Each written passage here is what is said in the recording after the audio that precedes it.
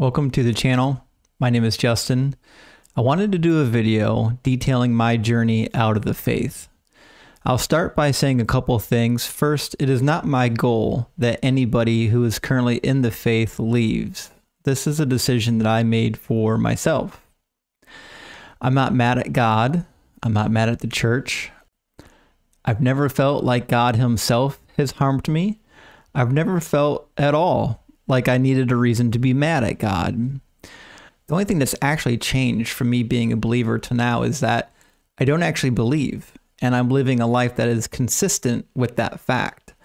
Just like when I was a believer, I lived a life that was consistent with being a believer.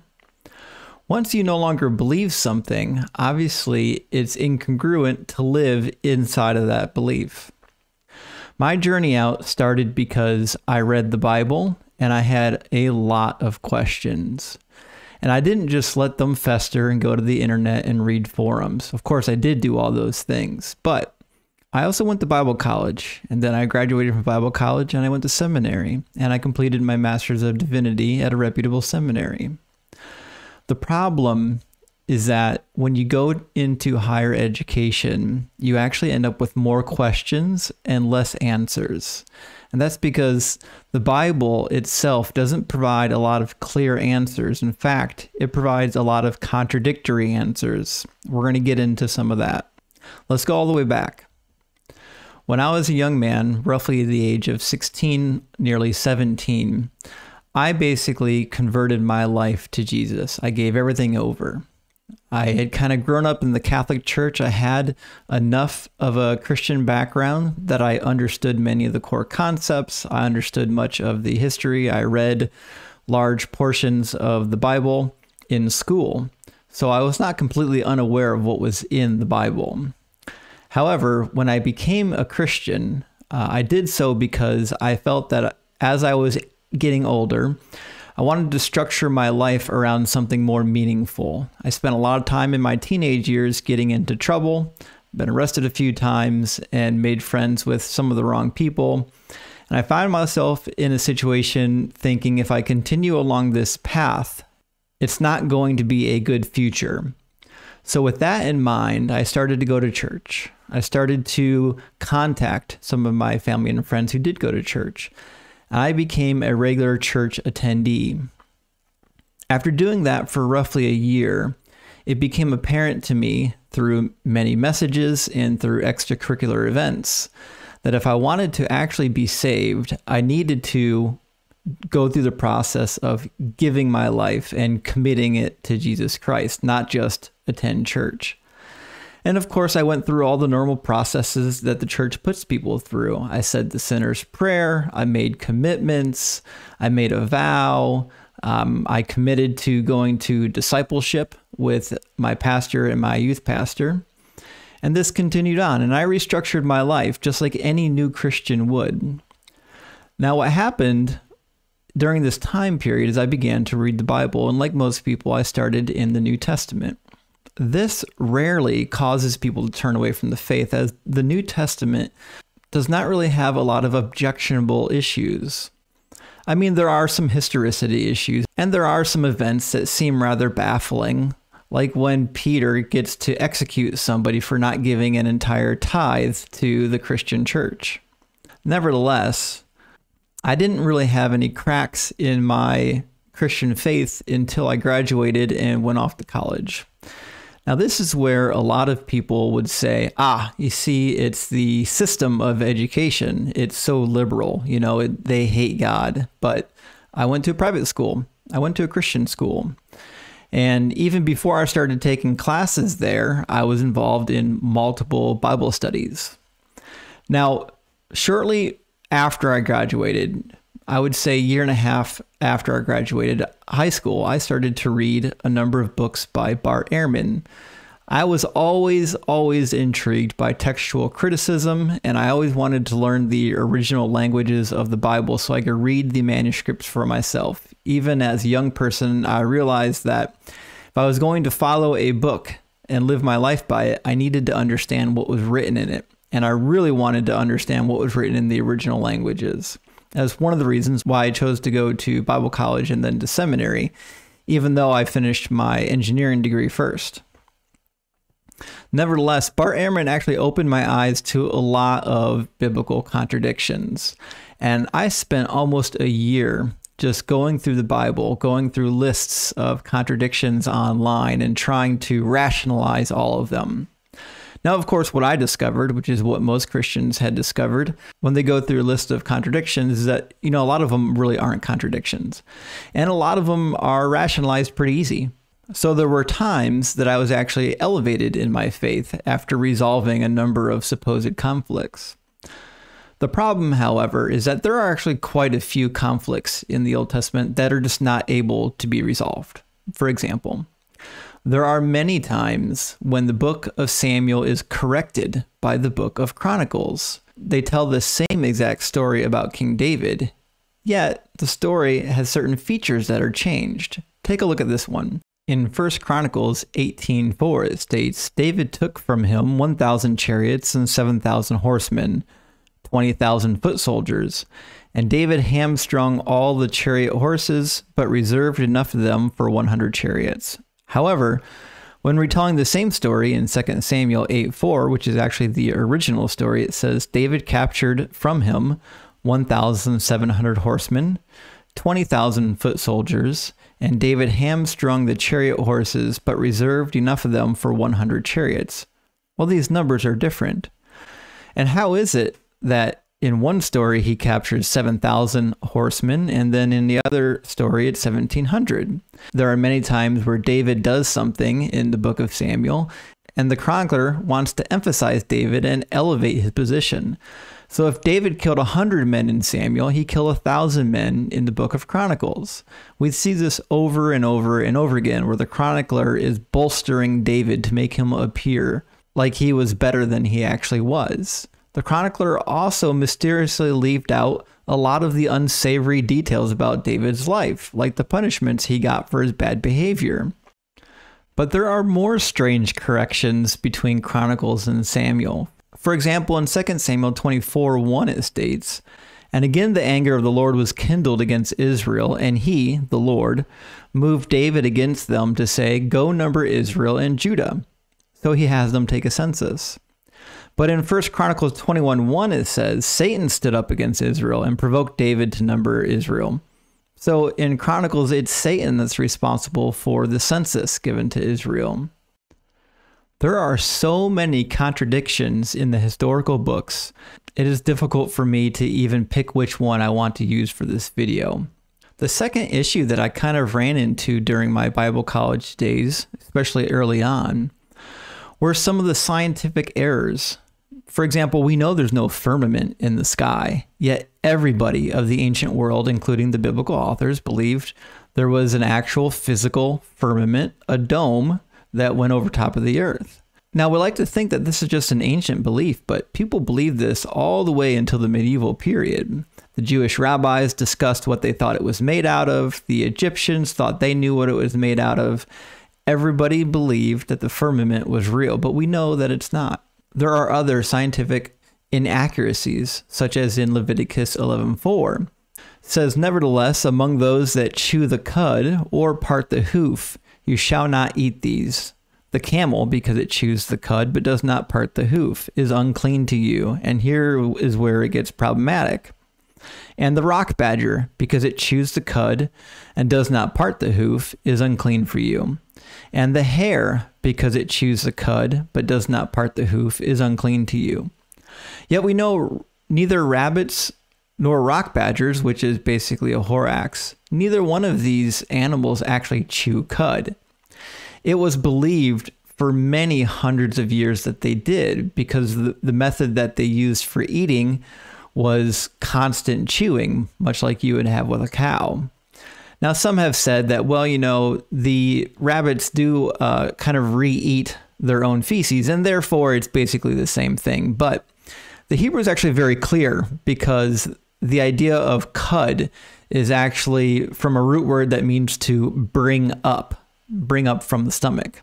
So the idea that rabbits do actually chew the cud according to the ancient sense is false, because even the ancient people knew that the cud came from within and it was drawn up again into the mouth. It wasn't that they were eating their own feces.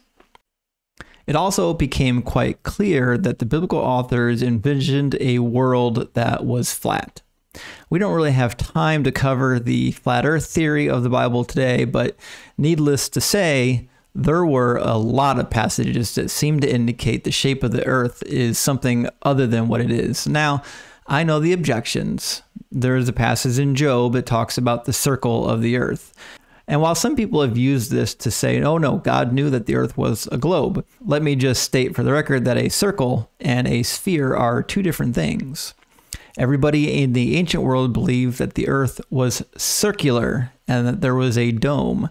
Now, something that happens quite often at Bible college and during seminary is they teach students to kind of rationalize some of the inaccuracies of the Bible by somewhat adhering to the idea that, well, the biblical authors were using information that they had at the time.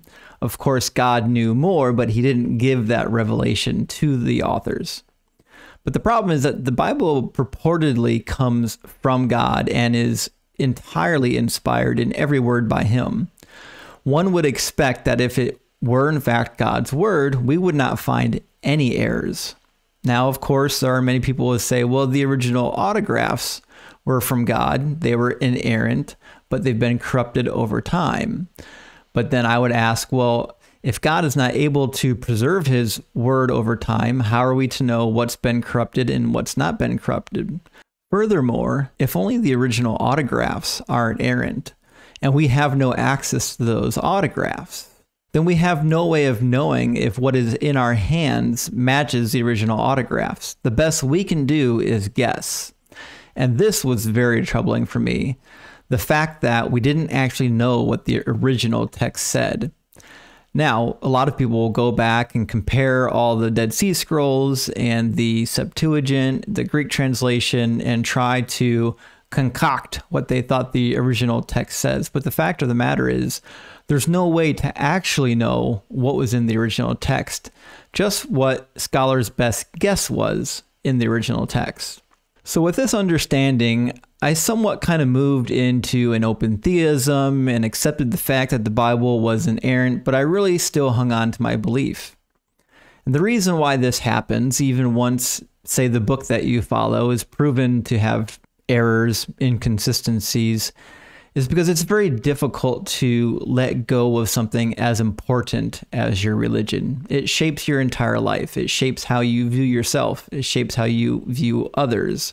It shapes how you interact with your family and friends. It shapes every part of your life. So making a large change in your religion is actually quite inconvenient and difficult, not to mention painful, because now you have to deal with existential questions. But if you can conclude that Christianity is still true even without a perfect Bible, then you can kind of skirt some of the issues.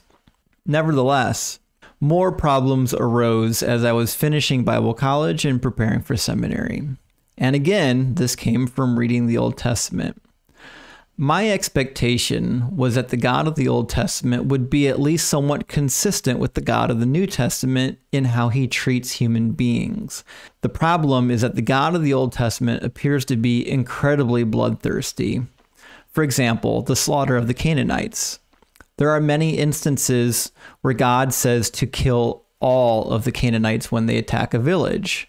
We call this the ban. The problem here, obviously, is the murder of the innocent, for example, the women and children. Why do they need to be murdered? Are we to assume that all of these people are guilty? Now, a lot of people will rationalize and say, it was a wicked people group, they had to die, but it seems obvious from the text that Canaan theoretically was only cursed because the forefather Ham had done something to Noah or possibly Noah's wife, depending on how you read Leviticus 18 and 20. So the lineage was entirely cursed because of some fallacious incest relationship between a forefather, and therefore all of Canaan had to be destroyed. Of course, there's an alternate theory that perhaps the Canaanites were the product of the Nephilim, the fallen angels, and therefore they had mixed blood with the angels and that they needed to be kicked out. Naturally, the Bible justifies the killing of the Canaanites, saying that they had defiled the land and that the land had to spit them out. Now, it turns out that the ban, cherem, shows up in other ancient Near Eastern texts. Maybe the one of the most prominent is the Moabite stone erected by King Mesha in the 9th century. But there are others, and it turns out that the ban shows up in other Semitic languages. And almost always what happens is a city is dedicated to complete annihilation because everything that is killed that has breath or blood is an offering or a sacrifice to the deity.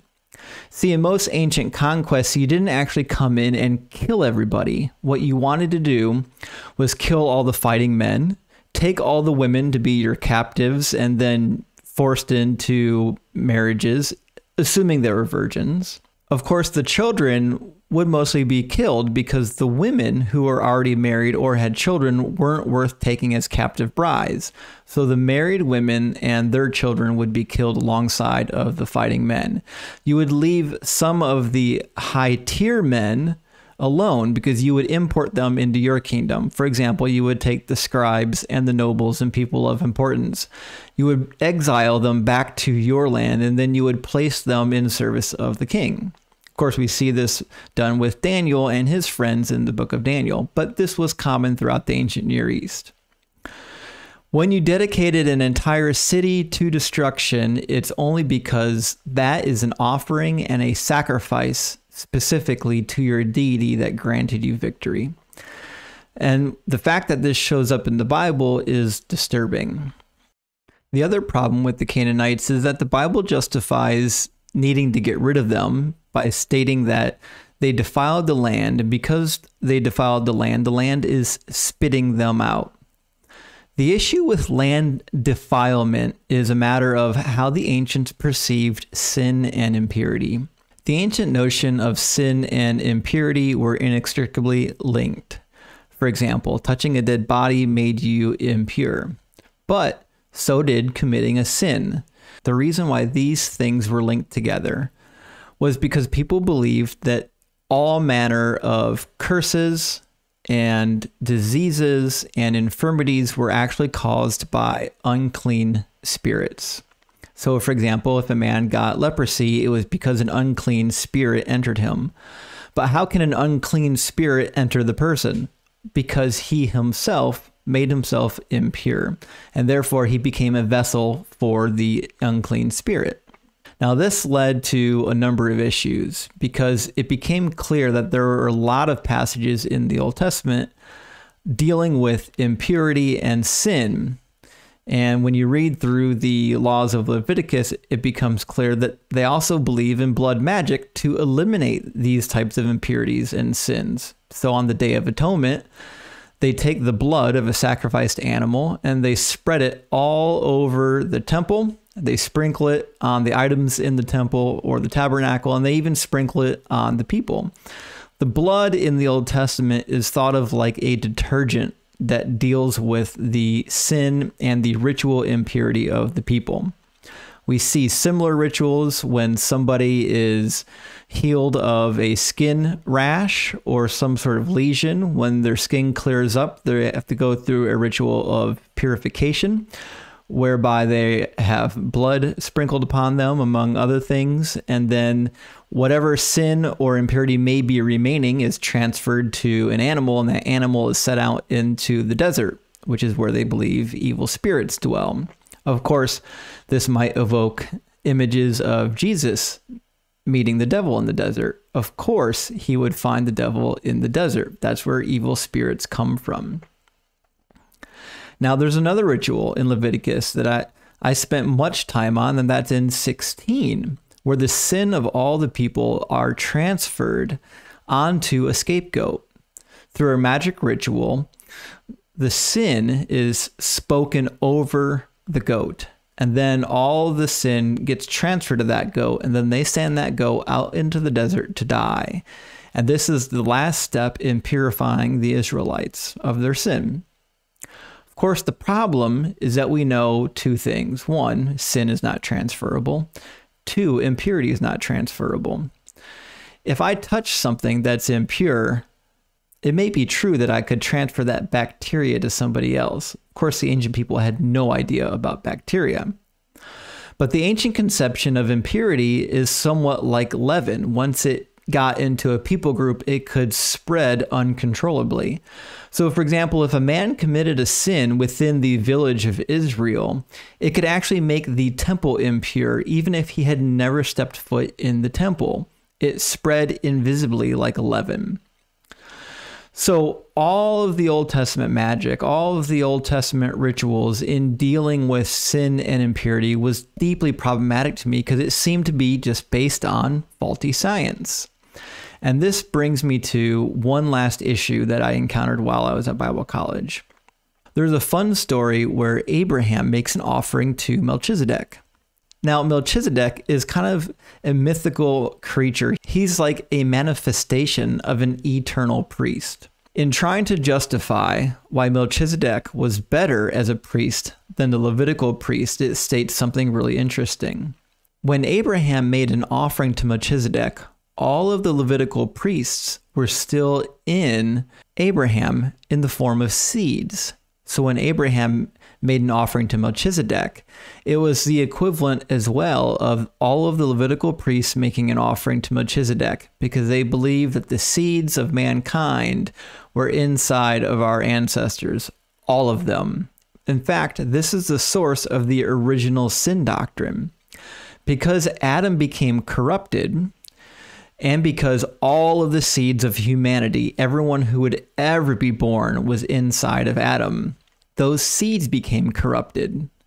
And because those seeds became corrupted, all of humanity became corrupted. Now, obviously, we know that this is not how sin and impurity and corruption works. But again, this concept is absolutely inescapable when you read the Old Testament.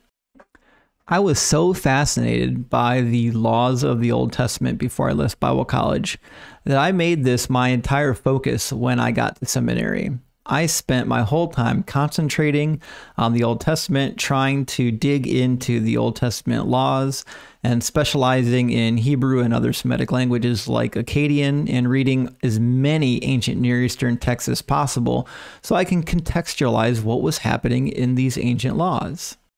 The problem with reading the ancient laws is that I discovered there are a lot of laws that really seem to allow for the mistreatment of particular people. For example, women. If you raped a virgin as a man, you could simply pay the bride price and then she would be your wife. And this is actually condoned in the book of Judges, where there's a plot hatched to save the tribe of Benjamin because they were essentially cursed for bad behavior. So all of Israel puts together a plot for them to kidnap a bunch of virgins and force them into being wives, and therefore the lineage of Benjamin would not be blotted out. This to them seemed perfectly acceptable, and you would think when we get to the laws, when God gave the laws to Moses, he would correct some of this behavior, but he actually never does.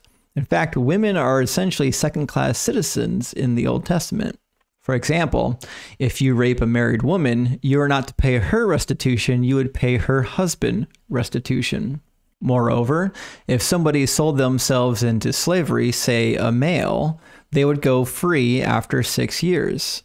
However, the female did not. They remained.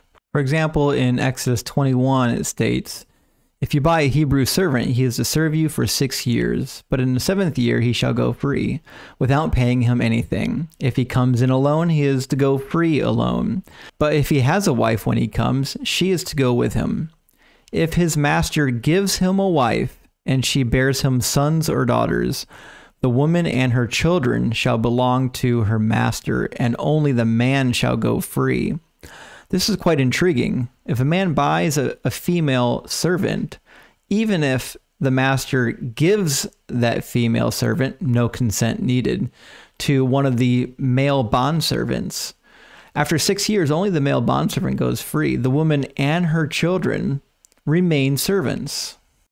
Moreover, it's completely clear that if you buy a female maidservant, her sexual and reproduction capabilities also belong to you. If a man sells his daughter as a servant, she is not to go free as the male servants do. If she does not please the master who has selected her for himself or designated or taken, he must let her be redeemed. He has no right to sell her to foreigners because he has broken faith with her. If he selects her for his son, he must grant her the rights of a daughter. So there's more that can be said about the treatment of females, but in the process of reading through some of these laws, I also stumbled upon Leviticus 25. And this, for me, was maybe one of the last straws in the Old Testament that led me to think, there's no way God wrote this thing, not even parts of it. Now, Leviticus 25 deals specifically with the manumission of slaves and what to do during the year of Jubilee, and it documents on how to treat Hebrew slaves. However, it eventually gets around to what to do with foreign slaves. In 44, it says, "Your male and female slaves are to come from the nations around you. From them you may buy slaves. You may also buy some of the temporary residents living among you and members of their clans born in your country, and they will become your property. You can bequeath them to your children as inherited property and make them slaves for life. But you must not rule over your fellow Israelites harshly." In other words, you can rule over foreign slaves harshly. You can enslave them into perpetuity because they are not your fellow Hebrews. Anybody that is not your fellow Hebrew, you can enslave. Now, to me, I thought to myself when I first read this, well, yeah, but you know what? If they were Canaanites, then, they should have been murdered anyways. So letting them live as slaves is maybe somewhat merciful. But imagine this. One generation passes. That slave's children are now bequeathed to the slave owner's children, and so on and so forth. The cycle just continues forever. Are we to assume that the children of the Canaanites are deserving of this slavery, even if we assume their parents were bad? And if God really wanted to end the sin of the Canaanites, could he not have the slave owner, who is Hebrew, sort of retrain the Canaanite slave children? And would that not be a better solution than just enslaving and or murdering all of the Canaanites? The other thing too is this doesn't actually say Canaanites. It says the foreign nations around you. And in fact, if you look it up in Hebrew, it seems to be referring to foreign nations outside of even the Levant, so non-Canaanite nations. Now, after seminary, I went on and I wanted to think about some of the big concepts. I spent a number of years, 5 years to be exact, in seminary and Bible college, specifically trying to study the nitty-gritty of the Old Testament. After I graduated, I wanted to contemplate bigger ideas like, where exactly is God? We're led to believe from the Bible that Jesus resurrected and ascended into the heavens. In fact, all of the verses in the Old Testament that speak to where the deities are, they say the heavens, the skies, not the heaven, a magical, celestial, invisible plane. Everybody in the Old Testament believed that the deities were literally in the skies, in the cloud. This was problematic for me. I spent a lot of time studying things like string theory and thinking about larger concepts about, does nothing even exist? Why is there anything as opposed to nothing? It seems to me that if there was ever nothing, there shouldn't be anything, because nothing can't cause anything to come into existence.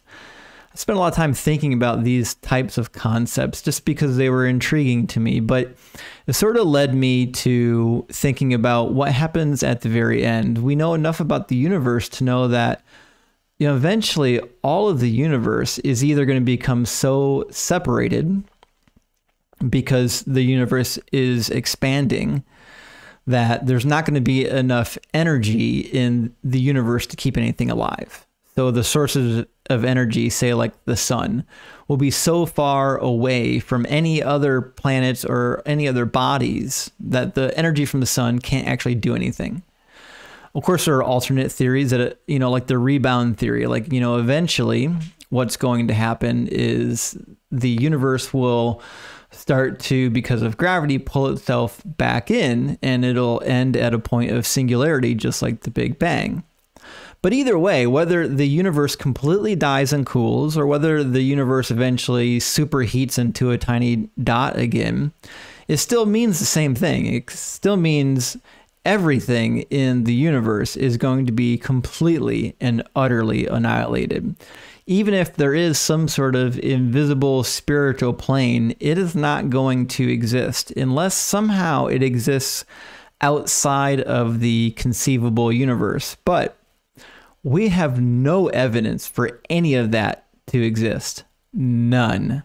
And this is where my training as an engineer kind of came in handy, because I really understand that if I'm going to believe something, I want to make sure that there is actually evidence for that belief. And I came to the conclusion that there's really no evidence to believe that there's any kind of celestial plane, some sort of invisible universe. And even in the Bible, there never was this extraterrestrial plane where everything existed. Even the invisible entities existed here on the earth or in the skies. They were not outside of this planet. Just like at the end of the age, when Jesus returns, we're going to have a renewed earth. No one's being removed from the earth and then taken to an extraterrestrial heavenly location. We're thought to be placed back on the planet, but the planet is going to be renewed. So this is problematic because we just know from evidence, because we're here on the earth, that there's nothing there. And I started to think about concepts of why we think the gods were in the skies anyways. In the earliest text in the ancient Near East, they thought that the deities lived on mountaintops. Part of the reason is because mountaintops quite often stretched into the clouds. And if the skies were sort of this pure, unsullied location, naturally this is where deities would live. And this made more sense because they thought that the heavenly bodies were deities, and all sorts of storms and features of nature were part of the deities in heaven. A lot of this centered around mountains. When there were, big storms that moved over the mountaintops, this was the gods. They were up on the mountaintop doing something. There were times in ancient literature where the deities descended to the earth. And what did they do? They used mountains to descend to meet with the people on the earth. We see this in the Bible as well. In fact, this was why they built ancient ziggurats. The ancient ziggurat was basically a man-made mountain which they believed the deities would be able to descend onto and commune with the people. But what happened was, as society advanced, we explored the mountains. Turns out there were no deities there. We explored the enchanted forests. Turns out there were no deities there. We explored the waters of chaos, where all manner of evil serpents and bad deities existed, the deities of chaos. Turns out there were no deities there. Eventually, man got so advanced that we explored the skies, and it turns out there were no deities there. Over the course of time, deities have always lived in the intangible places. But as we get the technology and the ability to explore those formerly intangible places and they become tangible to us, the deities have to be pushed further and further out. Naturally, they don't live here. No, of course not. They live further out. And the further out we explore and the further out we discover there are no deities, the further we continue to push them out until they're in an invisible location which no man can explore. And this, to me, seems like it was concocted by mankind over history. This does not seem to me like a logical extension of anything in the biblical text. One of the other concepts I wanted to explore during this time period was that of why heaven and earth would exist to begin with. For example, the Old Testament concept, much like others in the ancient Near East, was that the righteous people would be resurrected in the last day. And I want to make sure and emphasize the fact that the idea that the righteous would be resurrected only shows up in the later stages of the Old Testament. In the majority of the Old Testament, it was believed that everybody, good or bad, would eventually end up in Sheol. And it was kind of a mundane existence, and your ancestors could bring you offerings, and they could kind of make your existence in Sheol not quite as bad. Of course, this is why many people were buried in caves, or they were placed in caves. They believed that caves were kind of an entrance to the earth into where Sheol was believed to be. Nevertheless, the idea eventually arose that the righteous, those who had suffered and were good, would be resurrected in the last day, and then those who were unrighteous would be either annihilated or cast into eternal punishment. Now, the Old Testament concept seemed to make a little bit of sense. See, when God would renew the earth and resurrect the righteous, everybody would live in peace and harmony because the only people that were left were the righteous. And since they were righteous, they could dwell in the presence of God, just like God kind of originally intended. Now, the problem with this is that the message of Jesus Christ makes this entirely irrelevant. For example, the New Testament states that it is not by our own works or our own deeds that we are made righteous. It is only through the belief in Jesus Christ who died for our sins. However, if we're still maintaining that heaven is a renewed earth, and we're only there because Jesus' blood covered us, because we believed a thing, setting aside the fact that maybe belief does entail some sort of righteous living, let's just assume that those are somehow linked. But nevertheless, let's just say for now that we are in heaven, we're capable of going to heaven, even though we're imperfect, but that we're capable of going there because of Jesus Christ, not because we're actually righteous. In the New Testament, especially Paul makes this abundantly clear that our righteousness is filthy rags to God. So if that's the case, if we're only in heaven because Jesus Christ's blood covers us, and in fact his blood is enough to cover everybody, then why in the world create heaven and hell to begin with, or create this earthly existence that kind of leads eventually into heaven or hell? Would you not just create heaven to begin with and place the people there, and then place, whatever mechanism in which you need to place to cover the sins of the people, place that there as well? Seems like God could have skipped the entire whole idea of creating the earth and then having people dwell there, and then having Jesus die for the sins, so on and so forth.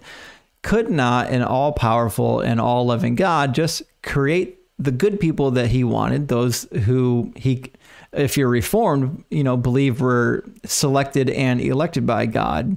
Could he not just skip everything, create those people, create his system to make sure that their sins didn't contaminate, the heavenly existence, and be done with it? Why do we have hundreds of thousands of years of mankind existing, only for a tiny, tiny, tiny fraction of them ever getting into heaven, and only because they believed something? The New Testament idea of salvation on its head is silly. The Old Testament concept makes a little bit of sense, but again, it is actually quite scarce in the Old Testament. You're only going to find 2 passages that speak of the resurrection of the righteous. The rest of that entire theology shows up in the apocryphal books, or like the book of Enoch and similar apocalyptical books, and especially in the Dead Sea Scrolls. And I think I'll end this discussion on my journey out of the faith with maybe the last straw, the straw that made me think, you know what? Not only is the Bible completely incorrect, there's probably no God, there's probably no afterlife, but we also get a much better answer about our existence from science. And that came from studying the DNA evidence. There's a lot of things I can say about the DNA evidence, but there is one thing in particular that stands out, and that is DNA scarring. And what I mean is this: as a person lives, they have DNA that replicates. And a person can actually have their DNA scarred, damaged. Now, we're actually able to trace scars throughout DNA, just like we can trace somebody's DNA and discover who their ancestors were. And it turns out there are some very particular DNA scars that are unique to humans, meaning all humans have them, but we don't see them in animals. However, we do actually see some DNA scars that are unique to humans that only show up in particular primates. And in fact, those scars are more pronounced and more defined in those primates. And that leads me to the conclusion that the human DNA originated from primate DNA. Now, at what point in history did, human DNA branch off? And, there's a lot of evolutionary questions, but the fact of the matter is, we have no way of understanding why human DNA seems to be replicated from primate DNA, other than the fact that once upon a time, humans had to have come from primates. We are an evolutionary offshoot of the ancient primate. We're monkeys. We're really, really smart monkeys. And as far as I can tell, that is the only thing that separates us from the primates, is we have an incredibly, incredibly high intelligence. We also understand empathy. It's not that the primates don't understand empathy, social hierarchies, and things of that nature, but we do possess, a higher level of empathy and cognition, and we're able to integrate that into our lives. Now, when I came to all these conclusions, and I kind of let the pieces fall where they're going to fall, I had to make a decision eventually. I remained in the church for a long period of time after I knew I didn't really believe anymore. I spent years trying to convince myself that I would find the right evidence that would bring me back to the faith. I prayed many, many hours for God to show me, to reveal to me that my studies were just wrong. But none of that ever came to fruition. What I discovered one day is that I just did not believe at all. And it's kind of like waking up from a dream. You ever have a very, very vivid dream where you wake up and it feels like the dream is real. And then as your eyes are opening and you see the room around you and you see the sunlight coming through, you start to realize, oh, that was just a dream. I'm okay. Everything's okay. And this is what it was like for me. I woke up one day, all of the ideas that used to occupy my mind, what am I going to do today to please God? What can I study today to better educate myself? What can I do today to edify my life and bring glory to God? Also, things that people don't talk about, like some of the things that bring you guilt throughout your day as a Christian. Living as a Christian also comes with it lots of guilt. You worry constantly about doing things you shouldn't be doing because, let's face it, we all have temptations. But the day I woke up was the day I realized I didn't have any of those fears anymore. I didn't have any of those motivations anymore. I woke up and it was just like it had never existed. And that was the day I realized, oh, I just don't believe anymore. You see, because all of these fears, all of these behaviors only stem from the fact that we believe a particular thing. And when we stop believing that particular thing, our mind tries to adhere to a level of consistency with that belief. And so we stop behaving as though we believe that thing. And then, of course, what do? We leave the church. We leave the faith. Because it's no longer consistent with what we believe. And I'll reiterate it again in my story here, but I have no ill will towards anybody in the church. I love my family and friends that are in the church. I still attend services from time to time for social reasons. I have no problem with other Christians remaining Christians. In fact, I'm happy that they remain Christians because I don't want them to go through the same pain that I went through in the process of leaving. If they decide to leave the faith, I hope it's only because of their own reflections and not because of my story. I wish to bring nobody out of the faith. However, It is not possible for me personally to remain in the faith because it is not something that I believe to be true, and I find there are better answers elsewhere.